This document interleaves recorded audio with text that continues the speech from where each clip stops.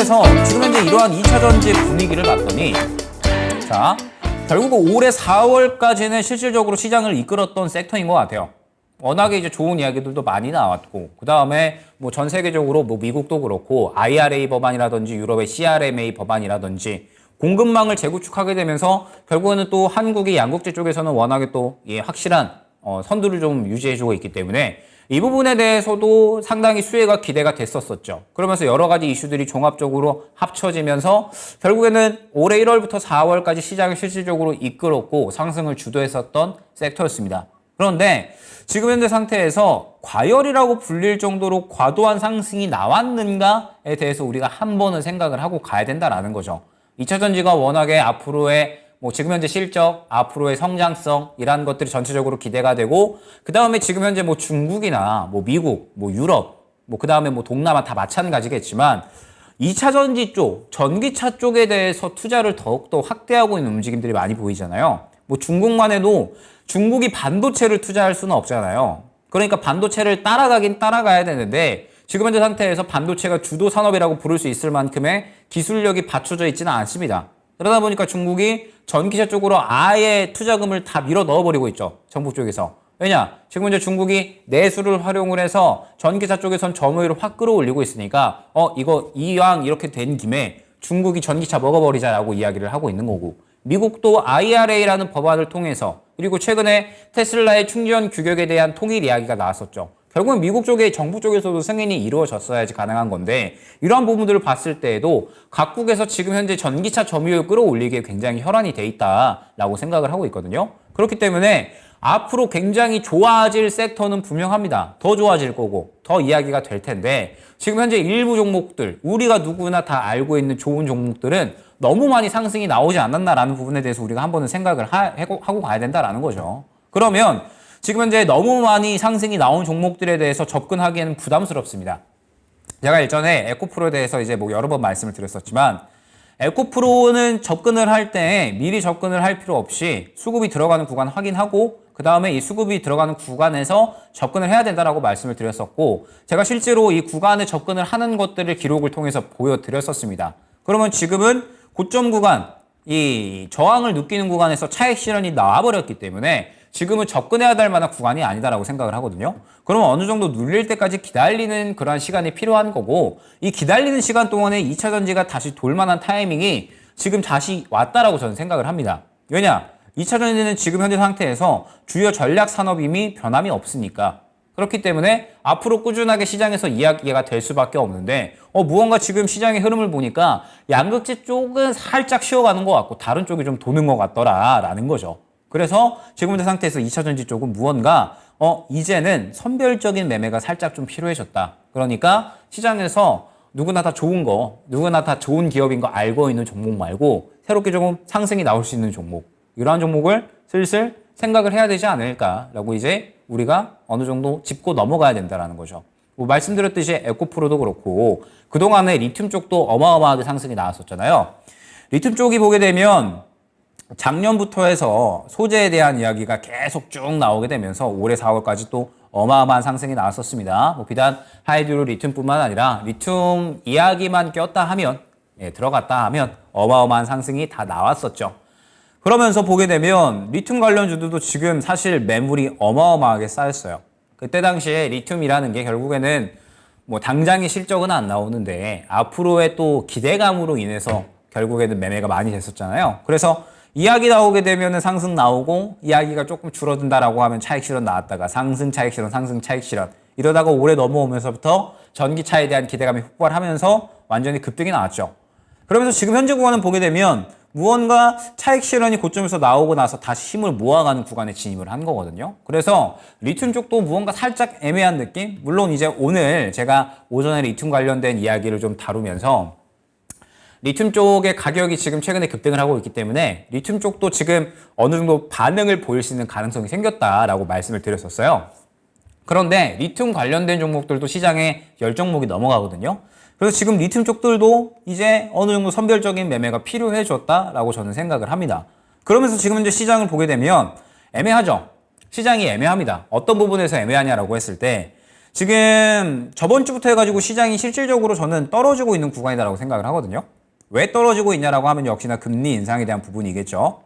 FOMC 지나갔고 FOMC 지나가면서 그냥 FOMC 지나갈 때 그 FOMC에 대해서만 이야기를 했었으면 좋았는데 FOMC 지나가면서 저번 주에도 계속적으로 이제 뭐 FOMC 연준 인사들이나 파월이 계속 금리 인상에 대한 이야기를 했잖아요. 그러다 보니까 금리 인상에 대한 이야기를 하면서 시장 투자자들이 물가지표나 고용지표가 계속 이제 하향하고 있으니까 너네가 이렇게 이제 이 물가지표들이 다 어느 정도 안정세를 보여갔는데 금리 인상을 할 거냐라고 했을 때 시장 투자자들이 지표를 믿었었죠. 그래서 그에 대해서 크게 반응을 하지 않고 있다가 저번 주까지 계속 강조를 해버리니까 지금 시장의 체력이 살짝 약해졌다라고 저는 생각을 하거든요. 금리 인상에 대한 우려감, 그 다음에 또 주말간에 미증시 약했었죠. 경기 침체 우려감으로 인해서. 그래서 또 이 부분에 대해서도 결론적으로는 시장의 유동성이 축소되면서 결국에 시장이 조금은 애매한 구간에 진입을 한 것 같아요. 저번 주부터 완전히 개별 종목 장세가 돌고 있다라고 생각을 하고 있고 저는 오늘도 마찬가지로 개별 종목 장세였다라고 생각을 합니다. 뭐 오전에 흑연 돌았다가 갑자기 또 막 교육주 돌았다가 굉장히 수급이 뒤죽박죽이죠. 그래가지고 지금 현재 시장은 무언가 이 유동성은 제한적인 상태에서 중요한 건 주도주들이 쉬어가는 구간이다라는 거예요. 지금 코스피가 결론적으로 2650에서 2580까지 거의 이제 2주 동안 내리 조정이 나오고 있습니다. 내리 조정이 나오는 가운데 결국에는 코스피가 조정이 나온다라고 하는 건 주도주가 쉬어가는 거잖아요. 반도체 쉬어가는 거고 그 다음에 코스닥 같은 경우에도 지금 보게 되면 2차 전지가 쉬어가니까 결론적으로는 이전 고점 900 구간에 갇혀가지고 움직이지를 못하고 있는 겁니다. 그러다 보니까 지수 자체가 제한적이면서 주도주가 쉬어가다 보니까 지금 같은 장세에 개별 종목 장세가 연출이 되는 거거든요. 뭐 한마디 했다 하면 정부에서 한마디 했다 하면 교육주가 마구 날뛰는 것처럼 지금 이러한 개별 종목 장세가 연출이 되고 있다라고 생각을 해주시면 될 것 같습니다. 그러면은 이제 시장이 완전히 이 주도주가 좀 힘을 발휘하기 약간은 힘든 상황. 그러니까 주도주가 다시 한번 자리를 잡고 수급이 들어가면서 힘을 어느 정도 받아줄 때까지는 개별 종목 장세가 지금은 계속해서 이어질 수밖에 없다라고 생각을 해주시면 될 것 같아요. 그러면서 지금 이제 이야기가 나오고 있는 것들이 양극재 수익성이 좀 떨어질까라는 부분인 거죠. 그러니까 2분기 양극재 가격이 살짝 하락할 수도 있다라는 이야기가 나오고 있어요. 왜 그러냐라고 하면 지금 이제 리튬 가격이 지금 딱 이런 그림으로 진행이 되고 있거든요. 어떻게 진행이 되고 있냐면 리튬 가격이 최근에 바닥을 파다가 갑자기 급반등을 해버렸습니다. 한 4월 중순 말 넘어가면서부터 바닥을 잡다가 확 급반등을 해버렸어요. 그래서 지금 5월 대비해가지고 거의 100% 상승을 해버렸습니다. 리튬 가격이. 그러면서 워낙에 이제 리튬 가격이 결국에는 양극재 가격에 크게 영향을 끼칠 수밖에 없잖아요. 그런데 판가로 전이되기까지의 시간이 약 몇 개월 정도가 소요가 됩니다. 그러다 보니까 이번 2분기에는 수익성이 좀 떨어질 수 있지 않을까라고 이야기가 나오고 있는 거죠. 그러면은 지금 현재 이 가격이 5월, 6월 달에 계속 올라가고 있으니까 이 가격이 판가까지 전이되는 데에는 한 8월, 9월 달 정도는 돼야 된다는 소리거든요. 그렇기 때문에 결국에는 이번 2분기에는 수익성이 살짝 떨어질 수가 있다라고 이야기가 나오는 거죠. 그러면은 결국 양극재 쪽은 움직이기가 힘들어졌다라고 저는 생각이 되는 거예요. 2분기에 뭐 일시적일 수는 있으나 수익성이 살짝 떨어질 수가 있고 그 다음에 주가는 지금 너무 많이 올라와 버려서 무언가 올라갈 수 있을 만한 이 한계점 고점에서 뚫어줬어야 되는데 여기서 추가적으로 이슈가 안 나오다 보니까 조정이 나와버리고 있다라고 저는 생각이 되는 겁니다. 그러면서 지금 현재 상태에서 리튬에 대한 이야기, 니켈에 대한 가격 이야기가 결국에는 단가에 어느 정도 영향을 끼치게 되면서 컨센서스 하회하는 거 아니야? 라고 지금 이야기가 나오고 있는 거죠. 그러다 보니까 양극재가 움직일래야 움직이기가 힘든 상황이 연출이 되고 있다라고 저는 생각을 하는 겁니다. 그러면은 이제 우리가 투자 아이디어를 2차 전지 내에서도 약간은 다양화시킬 필요가 있다라는 거죠. 다들 알고 계시겠지만 2차 전지는 워낙에 다양합니다. 뭐 2차 전지 양극재, 그 다음에 음극재 있죠. 그 다음에 각 소재들, 뭐 분리막이라든지, 뭐 그 다음에 뭐 전구체라든지, 뭐 리튬, 뭐 그 다음에 뭐 LFP, 뭐 흑연 등등 해가지고 굉장히 많잖아요. 그런데 우리 시장에서 양극재와 리튬이 가장 주목을 받았었던 이유는 역시나 가장 비중이 크면서 돈이 또 많이 되기 때문에 그래서 우리 기업들이 리튬과 양극재에 가장 집중을 했었죠. 그런데 지금 현재 상태에서 무언가 시장의 분위기가 살짝 달라지고 있다는 거예요. 저번 주부터. 보게 되면 일단 흑연 이야기 굉장히 많이 나왔죠. 흑연이 지금 중국에 어마어마하게 비중이 쏠려 있다라고 하죠. 일단은 시중에 나와 있는 흑연의 매장량 자체는 60%대인데 그러면서 이 흑연으로 가공되는 음극재 소재 같은 경우에는 중국이 97%, 98% 이렇게 갖고 있다라고 하죠. 그래서 흑연이 지금 원래 리튬 대비해서는 그렇게 집중을 못 받았었습니다. 왜냐하면 음극재에 대해서 이제 사실 양극재보다는 시장에서 다루어지는 관심도가 많이 낮았잖아요. 비중도 많이 떨어졌고. 그런데 지금 흑연이 앞으로 이 공급량은 부족한데 수요는 폭발할 거다라고 이야기가 나오는 거죠. 그러면서 머지않아서 흑연도 품귀 현상을 겪을 거다라고 이야기가 나오고 있는 상태입니다. 그러다 보니까 우리 기업들도 지금 중국이 거의 다 갖고 있다라고 생각을 해주시면 되거든요. 그러다 보니까 이거를 가만히 있으면 이거 음극재 쪽에서도 소재가 좀 부족해지겠는데 흑연이 거의 대부분의 비중을 차지를 하기 때문에 흑연을 필수적으로 확보를 해야 되죠. 그래서 지금 급해진 겁니다, 사실. 흑연이 부족해질 것 같고 더군다나 이 흑연을 또 갖고 있는 나라가 중국이다? 이거는 빨리 어떻게 좀 수를 써야죠. 그래서 지금 보게 되면 음극재를 어떻게든 이제 만들어야 되는데 흑연이 이제 주요한 또 이제 소재다 보니까 흑연을 또 확보하려고 지금 이제 계속해서 각 이제 나라들, 뭐 호주라든지 뭐 그다음에 뭐 칠레 등등 해서 여러 가지 나라들과 또 계속해서 이제 MOU 맺고 그다음에 공급 계약 맺고 있는 상태고 각 기업들도 계속 움직이고 있는 상태입니다. 그리고 비단 뭐 음극재뿐만 아니라 실리콘 음극재, 지금 이제 흑연 음극재 차세대 이제 음극재죠. 실리콘 음극재에 대한 개발도 이루어지고 있죠. 그러면서 뭐 이제 LNF와 함께 뭐 이제 일본 미쓰비시와 MOU를 맺었다. 뭐 이런 이야기들. 뭐 그다음에 뭐 음극재 생산 공장 뭐 만들고 있다. 뭐 음극재 개발 중 실리콘 함량 100%뭐 LG화학에서 만들고 있다. 이러한 이야기 나오고 있죠. 지금 음극재에 대한 시장 비중이 무언가 조금 올라오고 있다라고 생각이 드는 겁니다. 그러면서 지금 종목들 보게 되면 흑연 관련주들이 저번 주부터 반응이 나오고 있죠. 오늘 살짝 차익 실현 나오기는 했어요. 그런데 지금 보게 되면 굉장히 수급이 크게 쏠리는 모습을 확인을 할 수가 있습니다. 그러면서 이 흑연 관련주가 또 상보만 있는 건 아니죠. 굉장히 또 여러 가지 종목들이 있습니다. 뭐 상보도 그렇지만 뭐 XINC 같은 이런 종목들도 있고 뭐 그다음에 뭐 오늘 또 새롭게 상승이나 뭐 다산솔루에타, 그러니까 뭐 흑연 관련주들은 또 일전에 리튬처럼 무언가 계속해서 이제 흐름을 타고 있다라는 생각이 들고 있고 지금 이러한 분위기가 비단 뭐 흑연뿐만 아니라 뭐 구리까지도 이어지는 듯한 느낌? 지금 구리도 지금 가격이 올라오고 있죠. 그래서 무언가 2차 전지 쪽에서도 소재가 조금 더 다양화되나? 원자재에 대한 이러한 관심도가 이러한 생각이 상당히 좀 많이 들었었던 저번 주 그리고 이제 오늘이었던 것 같습니다. 그러면서 뭐 이제 리튬도 마찬가지죠. 리튬도 어찌됐든 뭐 계속해서 시장의 주목을 받을 수밖에 없고 또 이제 리튬 가격이 최근에 급등을 하고 있기 때문에 보게 되면 오늘 이제 리튬 관련주 또한 살짝의 관심을 받은 모습을 확인을 할 수가 있습니다. 그러면서 지금 이제 뭐 시장에 제가 투자 아이디어를 조금 더 다양화해야 된다라고 말씀을 드렸었잖아요. 2차 전지 쪽에서도. 지금 2차 전지 쪽이 워낙에 이제 양극재 쪽이 상승이 많이 나왔고 그러면서 지금 이 탄산 리튬 가격도 이제 올라가고 있으니까 리튬 가격도 올라가고 있으니까 투자 아이디어를 조금 더 이제 다양화 시켜야 된다라고 이제 말씀을 드렸었는데 결국 이제 양극재 쪽도 좋을 수밖에 없습니다. 그래서 지금 현재 양극재 기업들의 캐파가 앞으로 꾸준하게 늘어날 것이다라는 그러한 이제 표거든요. 지금 보게 되면 2023년이 현재 이 정도 수준인데 사실 2025년, 2026년 그때 이제 2025년부터 2027년까지 폭발하는 해가 될 거다라고 말씀을 드렸었잖아요.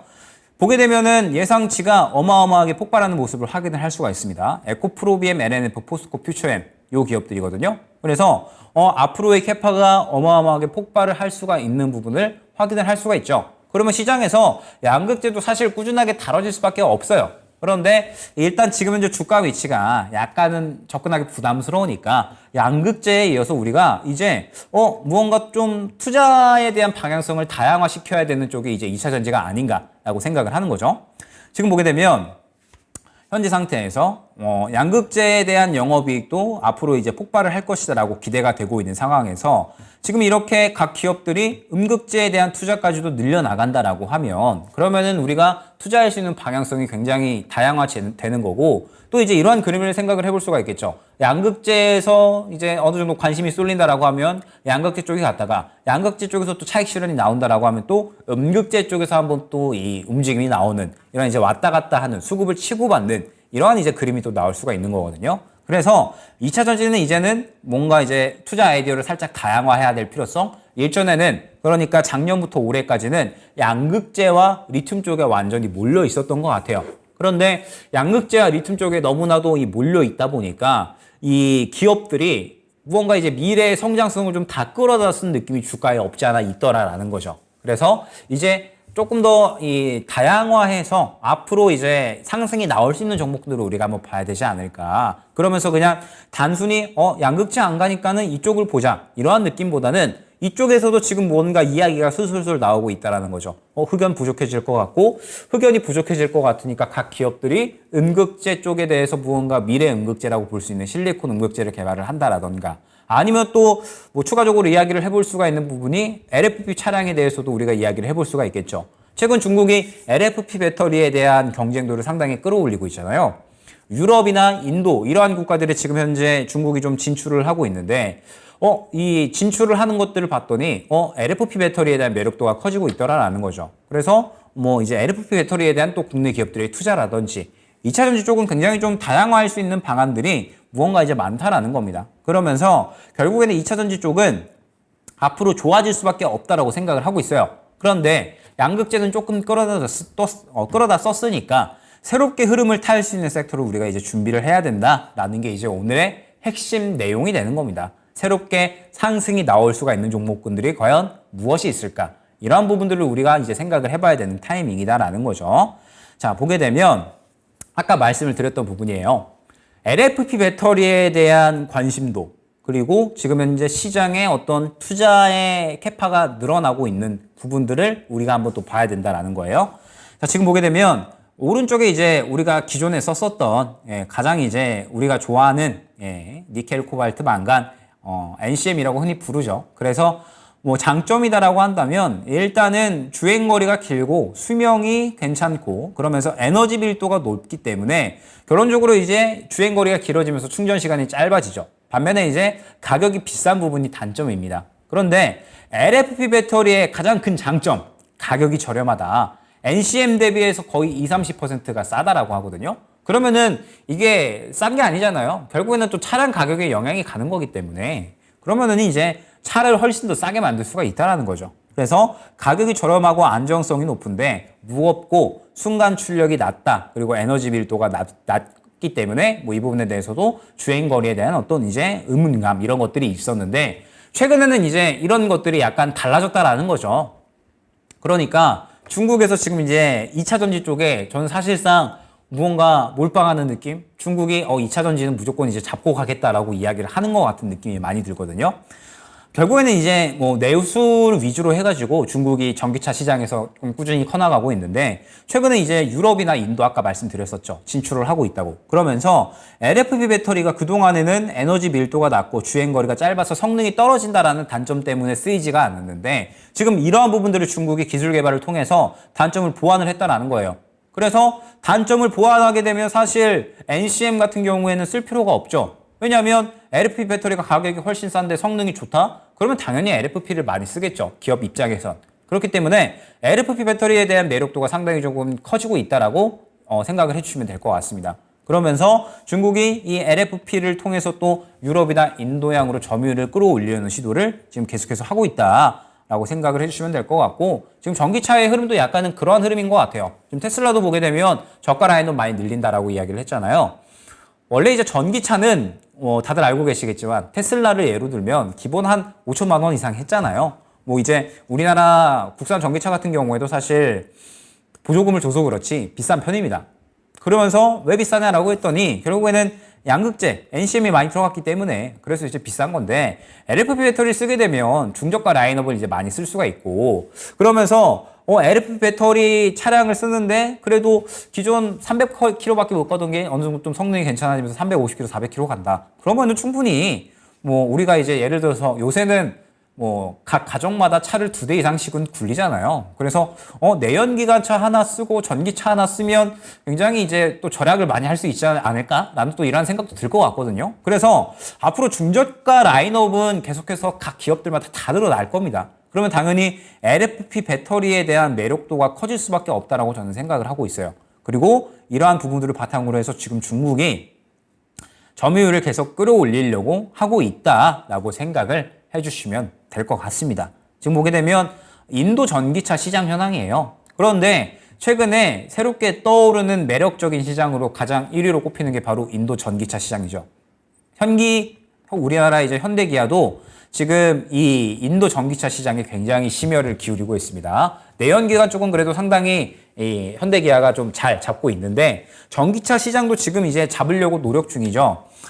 지금 이제 인도 전기차 시장 점유율을 보게 되면 타타 자동차, 제가 요거는 검색을 안 해봤는데 약간 그 스쿠터 같은 이러한 느낌인 것 같아요. 뭐 그런데 어찌됐든 현대기아차가 점유율이 3%밖에 안 되잖아요. 그래서 결국에는 인도 전기차 시장이 인도 인구가 워낙에 조금 많기 때문에 이 시장을 또 잘 잡아놓으면 확실하게 캐시카우를 확보를 할 수가 있는 거죠. 그래서 인도 전기차 시장을 결국에 이제 진출을 하려고 하고 있는데 봤더니 LFP 배터리 기술은 중국이 압도적이에요. 그러면은 인도 같은 경우에는 결국에는 중저가 라인업이 유행을 할 수가 있는 건데 중국이 이제 LFP 배터리 쪽으로 무언가 계속해서 좀 기술 개발하면서 이쪽에 어떤 매력도를 앞세워 가지고 뭐 인도 시장에 진출을 한다. 그러면은 또 이제 인도 쪽에서는 중국이 또 치고 갈 수가 있는 거고 유럽도 마찬가지도 유럽도 지금 현재 LFP 이 배터리를 활용한 전기차에 대한 매력도가 상당히 높아지고 있다고 합니다.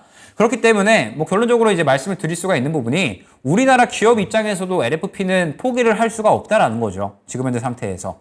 LFP 배터리를 포기를 할 수가 없기 때문에 지금 이제 우리나라 기업들 뭐 LG 뭐 그다음에 뭐 SK 다 마찬가지입니다. 삼성도 그렇고 그 외에 뭐 포스코 그룹도 그렇고 LFP는 다 진출하고 있어요. 왜? 놓치고 갈 수가 없으니까. 그러면은 이제 LFP 쪽으로 진출을 하면서 무언가 이쪽에서 또 성장성을 기대할 수 있을 만한 그러한 기업들에 대해서도 투자 아이디어를 우리가 좀 생각을 해봐야 될 것 같고 그러면서 지금 보게 되면 또 이 중국의 이 음극재 생산량과 비중입니다. 지금 보게 되면 계속 늘어나고 있죠. 계속 이제 늘어나고 있는 모습을 확인을 할 수가 있는데 세계 음극재 생산량 비중이 또 마찬가지로 높다라는 거예요. 그러면 또 이제 이 부분으로 인해서 중국이 무기화를 할 수 있는 부분, 그러면서 또 우리나라 기업들이 자체적으로 또 실리콘 음극재 개발한다거나 아니면은 이제 해외 쪽에서 공급 계약을 맺어 오면서 또 음극재에 대한 어떤 뭐 새로운 이제 이 생산 캐파를 늘리는 그러한 이제 뭐 공시가 뜰 수도 있는 거고 이러한 부분들을 이제 우리는 조금 더 다양하게 생각을 해야 된다라는 거죠. 왜냐면은 뭐 지금 현재 상태에서 중국에 대한 의존도가 지금 워낙에 또 이제 높기 때문에 모든 이제 자동차 부품에 대한 부분들이 그래서 이 중국에 대한 부분들의 의존도를 낮추기 위해서 이제 무언가 기업 입장에서도 어찌됐든 다양화시킬 수밖에 없다라는 거예요. 그래서 이러한 부분들에 있어서 이제 다양화를 하게 되는 어떤 전략을 꾸려 나갔을 때 또 이로 인해서 수혜가 생길 수 있는 부분들을 또 우리가 이제 생각을 해봐야 되는 타이밍이다라고 이제 생각이 됩니다. 그러면서 이제 또 아까 말씀드렸던 실리콘 음극재, 그 다음에 이제 리튬 메탈 음극재라고 하거든요. 그래서 지금 차세대 음극재 사업도 이제 진출한 기업들이 굉장히 많다라는 거예요. 지금 보게 되면 뭐 포스코, 뭐 그다음에 뭐 SK, LG 다 마찬가지고 뭐 대주전자재료도 있고요. 뭐 SKC, 뭐 롯데케미칼 다 마찬가지죠. 2025년을 목표로 해가지고 무언가 이제 지금 계속해서 공장을 좀 늘려나간다라든지 아니면 기술 개발을 하고 있다라든지 굉장히 좀 다양하게 움직이고 있는 모습들을 확인을 할 수가 있죠. 그러면서 결국에 또 이제 음극재에 대한 성장성이 시장에서 가시화될 수 있는 타이밍이 저는 슬슬 왔다라고 보고 있는 거예요. 왜냐하면 그동안에 주목을 받지 못했었던 흑연이 지금 주목을 받고 있잖아요. 그러면서 결국 이야기가 나오는 게 2030년까지거든요. 2030년까지 흑연은 계속해서 공급은 부족한데 수요가 폭발할 수 있다라고 이야기가 나오고 있습니다. 그러면은 지금 현재 기업들 입장에서는 당연히 무언가 이에 대해서 대비를 해야 될 수밖에 없을 것이고 그에 따라서 뭐 각 국들의 이제 중국을 제외하고 각 국들에 대해서 무언가 이제 공급 계약을 맺어올 수 있는 이러한 이제 뭐 MOU 계약이라든지 뭐 광산 개발 뭐 그다음에 추가적으로 뭐 차세대 음극재에 대한 개발 이러한 것들이 시장에 이야기가 나오게 되면 시장은 충분히 반응을 할 수가 있다라는 거고, 일단은 지금은 1차적으로 원자재 쪽이 이제 반응이 나왔다라는 거예요. 지금 현재 리튬과 양극재처럼 우리가 이제 생각을 해보면 원래 리튬 쪽이 먼저 반응이 나왔잖아요. 자, 리튬 쪽을 먼저 보게 되면 금양이나 하이드로 리튬 같은 이러한 종목들이 먼저 반응이 나왔습니다. 그죠? 리튬이나 하이드로 리튬이나 금양 같은 이러한 종목들이 작년에 먼저 반응이 나왔었어요. 그러다가 리튬이 이렇게 이제 수요가 폭발하고 전기차 수요가 폭발하면 당연히 양극재에 대한 기대감도 폭발할 수 있는 거 아니야라고 하면서 결국에는 양극재 쪽도 어마어마하게 상승이 나와버린 거거든요. 결국에는 이제 원자재 쪽이 1차적으로 조금 반응을 하지 않고 그에 따라서 이 퍼져나가는 그러한 흐름에 따라서 결국에는 또 이제 각 주요 기업들, 뭐 음극재 주요 기업들이라든지 양극재 주요 기업들, 이런 이제 거대 기업들이 수요 폭발에 따른 뭐 성장성에 대한 부분들이라든지 이러한 부분들에 대해서 결국엔 투심이 폭발하지 않나라고 생각을 하는 거죠. 그래서 지금 무언가 또 이제 음극재 쪽을 봤더니 그러한 분위기가 조금씩 만들어지고 있는 것 같더라. 흑연 쪽이 이제 어느 정도 이 주목을 받으면서 원자재에 대한 관심도가 올라가고 있으니 그러면 이제 음극재에 대한 부분들도 무언가 퍼져나갈 수 있는 그러한 이제 모멘텀을 좀 확보를 하지 않았나라고 생각이 되고 있고, 비단 음극재뿐만 아니라 뭐 LFP에 대한 부분도 당연하겠죠. 앞으로 이제 우리가 이 리튬 쪽에 대한 양극재 쪽은 너무 이제 상승이 과도하게 나왔으니까 이제 이쪽에 대해서 무언가 기업들이 또 움직이고 있고 시장에서 지금 현재 내용도 나오고 있다라고 한다면 우리가 이쪽에서 또 투자 아이디어로 어느 정도는 생각을 해야 되지 않을까라고 이제 어느 정도 좀 짚고 가야 되는 시기다라고 저는 생각을 하고 있고, 지금 뭐 그뿐만 아닙니다. 그 외에 이제 2차전지 소재에 대한 이야기들이 계속 나오고 있거든요. 지금 또 보게 되면 분리막에 대한 이야기들도 많이 나오고 있어요. 비단 뭐 분리막뿐만 아니라 뭐 전구체도 마찬가지고, 지금 보게 되면 분리막 시장 규모입니다. 앞으로 이제 예상되는 분리막 시장 규모인데 지금 쭉 우상향하는 모습을 확인을 할 수가 있죠. 그러면서 수요가 어마어마하게 폭발을 하면서 지금 이 캐파 자체도 어마어마하게 커질 것이다라는 이야기 쭉 우상향해 줍니다. 그러면은 또 이제 뭐 2차전지 쪽에서도 방금 이제 뭐 말씀드렸던 LFP나 뭐 음극재, 양극재 외에 분리막, 뭐 그다음에 뭐 전구체, 이러한 쪽들도 지금 새롭게 수요를 받을 수 있는 그러한 구간이 되었다라는 거예요. 왜? 양극재 쪽이 지금 약간의 너무 순환이 강하게 나왔고 미래의 것들이 약간은 끌어다 썼다라고 생각이 될 만한 그러한 주가 위치니까, 그리고 지금 현재 이 양극재 외에 다른 쪽에서도 이야기가 나오고 있다 보니까 시장이 시각을 이쪽으로 돌릴 수가 있다라는 거죠. 그리고 지금 시장은 실제적으로 지금 그렇게 약간 움직이려는 어떤 이 행동들을 보여주고 있으니까, 그렇기 때문에 우리가 이러한 흐름에 맞추어서 이제는 어느 정도 이 준비를 해놔야 된다는 거죠. 왜냐? 2차 전지는 계속해서 우리에게 무궁무진한 먹거리를 줄 거니까. 올해 그리고 작년에는 리튬이나 양극재였다라고 한다면, 그리고 당연히 리튬이나 양극재에 대한 어떤 미래성은 밝습니다. 왜냐? 양극재 시장 캐파 아까 보여드렸잖아요. 어마어마하게 커질 거니까 당연히 앞으로의 미래는 밝은데 지금 주가 위치 자체가 부담되는 구간에 진입을 했으니 그러면은 주체들도 여기서 끌어올리려면 그러면은 이제 결국에는 자금을 조금 더 밀어 넣어줘야 되는데, 이미 이제 이 2027년의 성장도를 다 끌어다 썼다라고 이야기가 되는 위치에서 과연 여기에서 주가를 더 무리하게 끌어올릴 수가 있을까? 여기서 더 좋은 이야기들이 더 많이 나와 주어야 되는데, 그러려면은 약간의 좀 부담감이 있는 위치가 아닐까라고 이제 생각이 되는 거죠. 그렇기 때문에 양극재에서 이제 우리가 살짝 시각을 돌릴 필요가 있다라고 이제 저는 생각이 되는 겁니다. 그래서 이제 이러한 부분들을 전체적으로 한번 이야기를 해보면 2차 전지가 결국에는 우리나라의 필수 전략 산업이고요. 그 다음에 뭐 비단 우리나라뿐만 아닙니다. 지금 최근에 뭐 중국, 미국, 뭐 유럽 움직이는 것만 봐도 2차 전지에 대한 어떤 관심도 그 다음에 무언가 비중 굉장히 크다라는 부분을 알 수가 있습니다.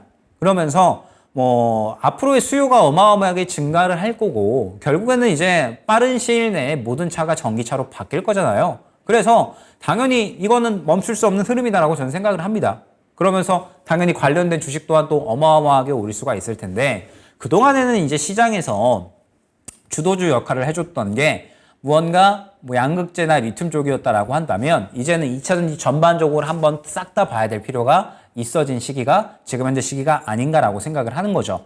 그동안에 양극재가 이끌었었지만 이 현재 주가 자체가 워낙에 많이 올라온 구간이기 때문에 조금 더 다양하게 우리가 시각을 넓게 봐야 될 것 같고, 그러면 이제 어디가 나오냐라고 했더니 상승 나올 섹터가 너무 많다라는 거였죠. 지금 현재 소재 이 시장들을 보게 되면 뭐 말씀드렸듯이 음극재, 뭐 원자재, 뭐 분리막, 뭐 전구체 등등 시장이 지금 계속적으로 커져 나갈 것을 예고를 하고 있는 상태이기 때문에 지금 현재 상태에서 분명하게 접근할 만한 종목분들은 저는 많다라고 생각을 하고 있습니다. 다만 타이밍이 중요하겠죠. 결국에는 타이밍이 중요하다라는 부분은 우리가 이제 미리 예측하고 들어갈 필요는 없습니다. 지금 현재 뭐 예를 들어서 LFP 쪽이 전혀 집중을 안 받고 있는데 미리 들어갈 필요는 없잖아요. 항상 말씀드리지만 우리가 미리 들어갈 필요 없이 수급이 들어가는 거 보고 들어가도 늦지 않다라고 많이 말씀을 드리고 있습니다. 상보 같은 경우에도 이렇게 저번 주 목요일 날에 수급이 들어가는 모습을 확인하면 흑연적이 뭔가 이상한데 라고 생각을 하겠죠.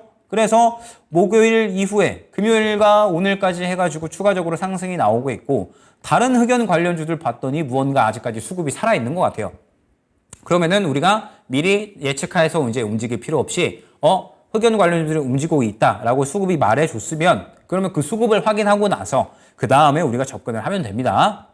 그렇기 때문에 보시면 2차전지 쪽은 여전히 이제 먹거리가 무궁무진한데 미리 접근할 필요는 전혀 없다라고 생각이 되고 있고 지금 이제 시장에 이야기가 나오는 것들이 굉장히 많아요. 뭐 흑연도 그렇고 뭐 그 흑연에 따라서 또 음극재도 그렇고 뭐 그 다음에 뭐 2차전지 장비 쪽도 당연하겠죠. 2차전지 장비는 제가 오늘 굳이 왜 이야기를 안 했냐면 당연히 양극재, 음극재 수요 늘어나고 전기차 수요 늘어나면 당연히 2차전지 장비 쪽도 수요가 폭발할 수가 있는 거잖아요. 그리고 지금 현재 2차전지 장비 쪽은 또 돌아가면서 한 종목씩 수익이 나와주고 있으니까 2차전지 장비 쪽도 당연하다라고 이야기를 할 수가 있을 거고 그 다음에 뭐 이외에 뭐 분리막이라든지 뭐 그다음에 뭐 전구체 등등 뭐 여러 가지 소재에 대한 부분들도 그렇고 지금 현재 2차전지는 굉장히 먹거리가 많기 때문에 우리가 비단 이 2차전지에서 양극재와 리튬 쪽에 워낙에 좋은 상승을 보여주기는 했지만 이제는 이쪽에 이제 어느 정도 편중되었었던 시각을 조금 더 넓게 볼 필요가 있어진 섹터가 이제는 2차전지가 아닌가라고 생각을 하고 있고 이에 대해서 미리 접근할 필요 없이 수급이 들어가면서 시장에 관심을 보여줄 때 그때 접근을 노리면 된다라는 부분이 오늘의